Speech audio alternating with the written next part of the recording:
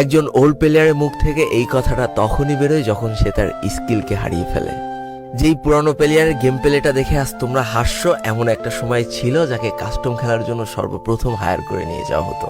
যেই পুরনো প্লেয়ারটার game play দেখে আজ তোমরা হাসছো, একটাবার খোঁজ নিয়ে দেখো সেই প্লেয়ারটার গেম প্লে দেখেই একটা সময় অনেক মানুষ গেম খেলা শিখেছে। যেই ওল্ড প্লেয়ারটার খেলা দেখে আজ তোমরা তোমাদের গ্রুপে নিতেও লজ্জা পাচ্ছ, খোঁজ নিয়ে দেখো সেই ওল্ড প্লেয়ারটা কোনো একটা সময় কোনো একটা গিল্ডের লিডার বা অফিসার ছিল। যেই ওল্ড প্লেয়ারটা আজ তোমাদের রিভাইভ দিতে যেতে ভয় পাচ্ছে, মনে রেখো একটা সময় ছিল যখন এই প্লেয়ারটাই পুরো মাঠ একা ফাঁকা করে বুইয়া নিয়ে আসতো। যেই নতুন প্লেয়ারগুলো শুধুমাত্র ডাইনামিক ডুয়োর সাথে গেম খেলার জন্য সারা রাত জাগো, তোমরা মনে রেখো যারা ওল্ড প্লেয়ার ছিল তারা সারা রাত খালি ট্রেনিং পিটাতো নিজেদের স্কিল ভালো করার জন্য। আমি জানি আজকের দিনের যারা অন ট্যাপ মারা প্লেয়ার তারা কখনোই ফিল করতে পারবা না যে বসে জুম করে উঠে হেডশট মারার মজাটা আসলে কি ছিল।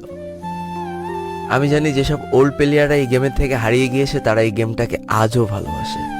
জীবনে এমন হাজারো ওল্ড প্লেয়ার আছে যাদের ফ্রি ফায়ারই ছিল জীবনে প্রথম রাত জাগার কারণ।